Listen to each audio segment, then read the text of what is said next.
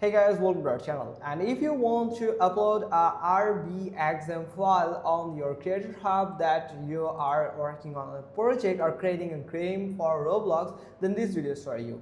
First, you have to go to the Creator Hub and simply click on the project that you are working on. Simply click on Edit and Studio. Then it will open your Roblox Studio. And when you are on Roblox Studio application, then it will connect with your server here. Then after connecting with server, you can find the workspace.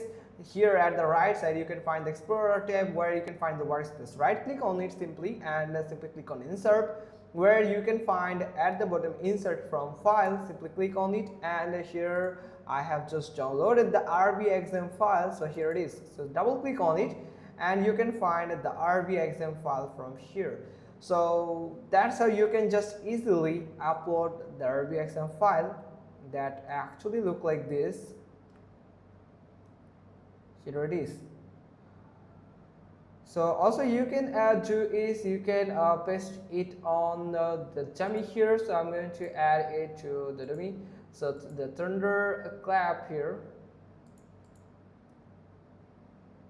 So we are going to paste it in the dummy here. So that's how you can just upload a